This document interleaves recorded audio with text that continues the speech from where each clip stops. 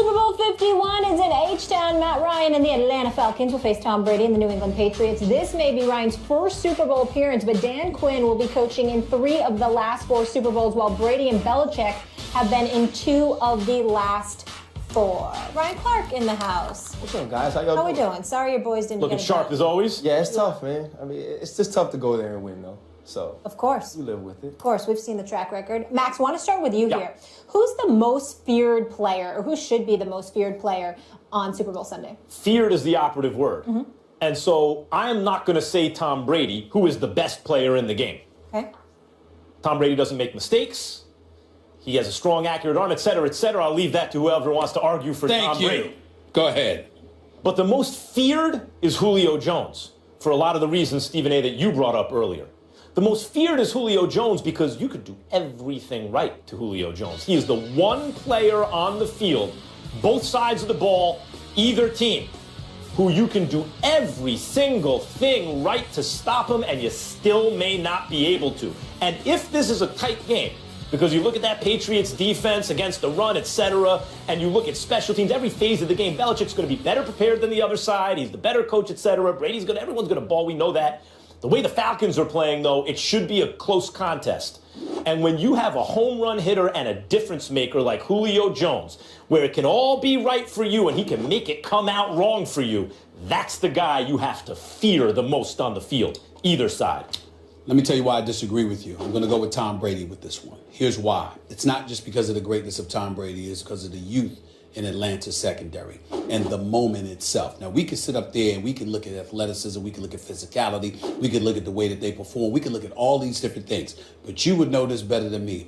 The Super Bowl is a different stage. It's the ultimate stage. And sometimes, those dudes whose eyes get a little bit bright and wide and what have you, putting Max Kellerman to shame, okay? I mean, when you got those eyes, you understand what I'm trying to say? It's like, whoa, I don't know what I'm going to do with myself. This stage might be too big. Not saying that that's you. I'm just talking about your eyes right there. I'm just saying, you might be in love with me or something. I'm just saying, people use fingers with fingers. But the point is, here's the deal. Here's the deal, though. But I look at that. And here's the point that I want to bring up about Atlanta. Everybody's been raving about how they've been since the bye week. I'm very impressed with what I'm seeing from Atlanta. I think they got a real legitimate shot at winning the Super Bowl. But I got to look at this, y'all. They won the game. They ended the season winning 4 straight and 5 of their last 6. They beat Arizona after the bye week. We know what's been going on with Arizona. They were haphazard this year. They lost that game to Kansas City. Then they come back with 4 straight. Rams, 49ers, Panthers. Now, they beat New Orleans too. They gave up 32 to New Orleans, okay? They won 38-32. And then in the divisional, they beat Seattle. We all know that their offense ain't the same, and they've been a bit haphazard this year. And yesterday, they went up against Aaron Rodgers with a bunch of receivers that couldn't catch the ball, okay? So let's pump the brakes just a little bit, put stuff in its proper perspective, and rationalize that even though Atlanta has looked very impressive, defensively, they clearly improved from what they were earlier on in the season.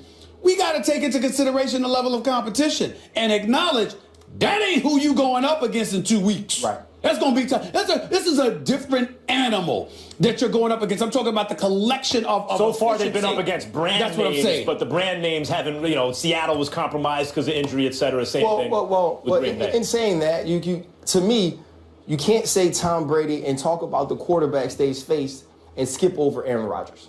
Right, and Aaron Rodgers played well yesterday. He's not the reason the Green Bay Packers are home today. But when you prepare against an Aaron Rodgers, it's a team sport, right? And so what was it that the Atlanta Falcons did against Aaron Rodgers? They made stops, but they scored, and they scored constantly, and they put pressure on the offense. And a huge reason why the Atlanta Falcons score, and obviously Julio Jones, we understand what he can do physically, the ways you have to stop him. But what does Bill Belichick do? The thing you do well, he takes that away. The person that you do, quote unquote, fear, he takes that away. We saw that with Antonio Brown yesterday.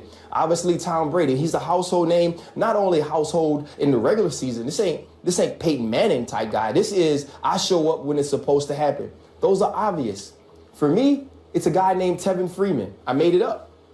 because it's both of them. Yeah. The running it's still back. position. Tevin right? Coleman and It's Tevin Coleman and Devontae Freeman, because these guys throughout the season, 2,500 total yards, 24 touchdowns. In the divisional game, they had half of the 400 yards. They had 200 total together. Obviously, you're going to go out and plan to stop Julio Jones. You're going to put things together in the secondary to stop Mohamed Sanu, Gabriel, these guys, Matt Ryan, because that will be the focal point.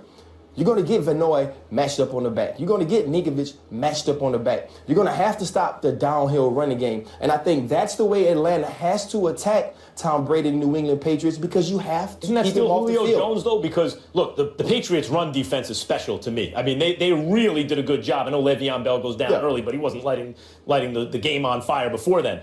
6 carries, 20 yards. Right, but with these spread offenses nowadays, with it being a one-on-one matchup, go beat your guy, right? As well as Matt Ryan has been playing, what Julio Jones does is make it easier for Sanu and for Gabriel, and especially, I think, for you said, who was it, Tevin Freeman? Tevin Freeman. Right, especially when they're He's a catching passes out of the backfield. It's not just a straight run game, it's using them as receivers. Right, but if you're Bill Belichick, you don't fear that, because you have taken away number one threats your whole career. That's what you do. That is what you have built defense on. So that doesn't scare you. What scares you is the things I can't scheme for. Because if I can scheme for Julio Jones, if I can scheme for Matt Ryan, then I have to have a one-on-one matchup with my linebacker against these backs. And I think these backs are better. That's how Denver got exposed early on in the season against Atlanta. Let me tell you what I think you're missing. Feel free to correct me. Tevin Coleman, Devontae Freeman are big time. They're ferocious runners. They don't dance around. They're not patient like Le'Veon Bell, but at the same time, you might be worried about going up against them because they're north-south runners. They go downhill. They come right at you. I love that about them, and I know those brothers can play. But when you have weapons like a Julio Jones and what he creates, what he makes Gabriel into, what he makes Sanu into, and what have you, and Matt Ryan throwing the football, the key word to me is patience and discipline. Do you have that if you're the Atlanta Falcons? Can you show up in the Super Bowl and give these boys the ball all day to run the football and move the chains? Chances are that's not what you're going to do, because even though you know they can ball, that's not a strength of yours. I'm thinking about Bill Belichick and the different and the discipline and the efficiency that he's instilled in these guys, and the fact that they have been here before. And I'm wondering how Atlanta can offset that. To me, the key is going to be Quinn, because Quinn has coached against them in the Super Bowl before. He's beaten big-time quarterbacks before. He has that potential. So, real quick, when Le'Veon Bell went out, D'Angelo Williams comes in and they score a touchdown. It wasn't because D'Angelo Williams was running the football. It was him catching the ball out of the backfield. Why is that open? Because now we're using a safety and Malcolm Butler underneath on Antonio Brown. And these running backs, it's not about that they rush for a ton of yards, it's that they affect the game. Right. When in you say so many ways. Belichick takes away your top option, if your sixth pass catching option is Devontae Freeman, you're in trouble. You're doing all right. We got to leave it there because we got a lot coming up in the second hour. Ryan is sticking with us. Up next man up. Brady becomes the only quarterback ever to make 7 Super Bowl appearances. He extended his record with his 24th postseason win. Those 24 wins are more than 26 teams what they have in their franchise history. He's the ultimate team player. He's a competitor. He's our leader, and we love him. So we play for Tom. There's a reason he's one of the best to ever play the game. That's why we have respect for him, and we know coming into this environment what we were up against, and that's why we needed to play a near flawless game, and we didn't. Big Ben calls him the best to ever play the game. Max did yesterday prove that Tom Brady is the greatest ever. No, he proved that a long time ago. Tom Brady is the greatest quarterback of all time because Tom Brady is Derek Jeter with A-Rod numbers. He's Joe Montana with Dan Marino numbers. You know, he's Tom Brady now with Peyton Manning numbers. In every sport, you can find that comparison, the two who are side-by-side contemporaries. One of them gives you the feeling that they're better, usually because they're on a better coached team, and they win more championships. And the other guy's just more talented, putting up bigger numbers. You go, if you would have switched teams, maybe the guy putting up bigger numbers would really be unanimously considered the best. And that was the case with Jeter and A-Rod, and that was the case with Montana and Marino, and that was the case for years with Brady and Peyton, except now Brady's putting up those Peyton numbers, and he's Tom Brady, the guy who wins all the Super Bowls. But let's be clear about this. The greatness of Tom Brady is because he's sustained this absurdly high level of excellence over an impossibly long time. It's not because he's playing the position at the highest level we've ever seen it play. There's a guy this year, Aaron Rodgers, who has played it at a higher level than Tom Brady. Even yesterday, even after you saw yesterday. If you put Aaron Rodgers on, if you I just want to be clear. Even after yesterday's game, he's still holding.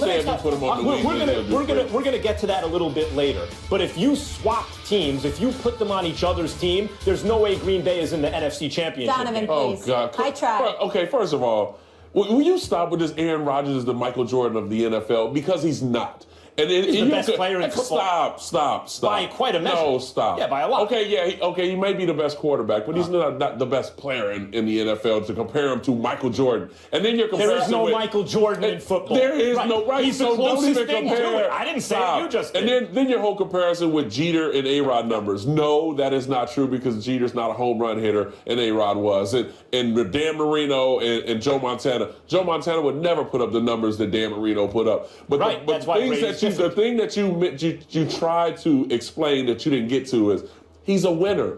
It's not about the numbers. It's not about if he's throwing however many touchdowns. He's a winner. Right. He's the greatest quarterback of all time at this point. Win or lose in the Super Bowl, he's number one over Joe Montana. And what made Joe Montana great? Because he was a winner as well. Right. In other words, not Jeter also a winner, Montana a winner, but it Brady wasn't a about winner. Their numbers. But now Brady also has the numbers. That's my point. But see, Brady's numbers are nowhere compared to Peyton Manning's numbers. In his best season there. It was, 1 or 2 seasons with Randy Moss. And that's the difference between a lot of these players that we're mentioning. It's not about the supporting cast of Hall of Famers that he played with at the skill position, but they're winners. When Tom Brady steps on the football field, that whole football field feels confident in the fans and the players that they're going to win the game because of Tom Brady. Not because of Tom Brady's ability to throw for 400 yards or whatever touchdown, because of his greatness when the chips are down with 2 minutes to go in the game, they know that he will win the football game. There's something to be said about 7 Super Bowl appearances. When right now going into the Super Bowl, he's 4-2. When on 2 big plays, he would be 6-0. And so when you think about the great players who have played this game, the John Elways, the Dan Marinos, the Steve Youngs, the Troy Aikmans, people who have won multiple Super Bowls, and you look at where they were through the middle of their career toward the end of their career, Tom Brady stands alone at 39 years old to play the way he played this year, to lead to the Super Bowl, and the way that he's been playing throughout his career. He is the greatest all time. Did it take you until now to realize that? Because he's been there. He's been there for a minute. The last 5 years, I've always said that he was 1B behind Joe Montana. It's hard to pass over Joe Montana and the teams that they've had. No one talks about like Walsh like they talk so much about Bill Belichick being so great. Bill Belichick is a defensive-minded guy. So offensively, when you have a quarterback that can play the way he's been playing, that says a lot. He's number one all time, no matter if he wins or loses the Super Bowl. It's hard to argue against y'all points on a day like today after he performed the way that he did on your team yesterday's in the AFC Championship game. You can rub that in. Don't get me started. Don't get me started talking about your Eagles. But let me say this to you. But I'm going to try anyway because I'm a Joe Montana guy. Always have been. I think that he's the ultimate winner. I could see that Tom Brady, longevity, 39 years of age, doing what he's doing, not trying to take anything away from him. But I just want to throw a couple of stats by y'all. Not numbers, names. Do you know that in Tom Brady, first of all, first couple of Super Bowls they won primarily was due to their defense, even though Tom Brady and also Vinatieri and Adam Vinatieri, yes. So yes, that. So you got a couple of Super Bowls there where it was Tom Brady, relatively pedestrian, didn't make any mistakes. He wasn't the Tom Brady that he is now, conceivably so because he was young in his career. We understand that, but nevertheless, that's a fact. Let's also throw this out there. Just wanted to throw this out there, y'all. Stand corrected if I'm wrong. I got Tom Brady's playoff log in front of me. Mm-hmm. Let me tell you the quarterbacks who he has lost to in the postseason. Jake Plummer. Mm-hmm. Did you know that? Of course, he lost to Peyton Manning. Joe Flacco a couple of times. Peyton Manning again last year, last year or whatever. You got again, I mentioned Joe Flacco. And so we look at it from that perspective. Okay, and Eli Manning twice. Yeah. So Eli Manning 2 Super Bowls. Jake from the Eli Mannings of the world. to the Peyton Mannings of the world, all the way down to the Jake Plumbers of the world. I'm saying to you, I also recognize that if it were not for the stupidest call in the history of the Super Bowl by Pete Carroll and his offensive coordinator to try to make Russell Wilson into a hero instead of giving Marshawn Lynch the ball at the half-yard line, it would still be since 2004 that Tom Brady has actually won a Super Bowl. I want to respond to that quickly, hold on. Before you get in. So what I'm saying to y'all is, again, he's every bit as great as y'all say he is. I agree with that. But that's where I pause in terms of putting him ahead of Joe Montana. That's the only issue for me. I want to mention one thing. Because of the quarterbacks that he's lost to? Yeah. I want to add one thing. What about the defenses that he faced too with those? Tom Brady didn't have Jerry Rice. Right. So let's don't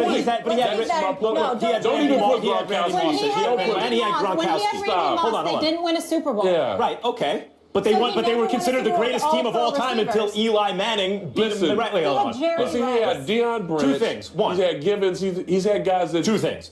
The reason Brady loses in the playoffs to those kind of quarterbacks, Stephen A., is because he's in the playoffs every year. He has to lose in the playoffs eventually, or he'd win the Super Bowl every year. He's making his 7th Super Bowl appearance, and he's won 4 so far. Of course he occasionally has to lose to Jake Plummer or Eli or Flacco, whoever. Secondly, he's not playing the other quarterback. He's playing their defense. This is a team game. The same way people like Molly and Donovan give him a little too much credit because a lot of it's the coaching and the teams he's on. You're taking the credit away because it's a team game. He's playing the other defense. How are we giving him too much credit because of the coaching? You have to play the game. I want to say one more thing about Montana Brady. Here's the difference in the comparison. This is why I brought up the numbers. You're right. It was always Brady is the Montana of this era. The difference is Montana wasn't putting up Marino numbers, and that's my point. If you're looking for a tiebreaker between Brady and Montana, Brady is Montana putting up Marino and Peyton-type numbers. He's not putting up Marino numbers. But all I was trying to say is that we're not taking any credit away from Brady. The question is when you talk about him being the greatest, whoever you considered the greatest prior to him and his elevation, why would you give him the nod? So all I'm saying to you is when I think about the competition he's going against and those first 2 Super Bowls, which I credit their defense and Adam Vinatieri more so than anything else, I'm looking at it and saying, okay, Brady is the man, but do I put him above Montana? That's where my trepidation kicks in. So you saying yes, you do? Yes. I'm saying that I keep Montana there. For me. That's what I'm saying. All right. We want to know what you guys think at home about Super Bowl 51. Matt Ryan and the Falcons facing Tom Brady and the Patriots. But who wins? Go on Twitter now and vote those results a little later in the show. Donovan, you are sticking with us.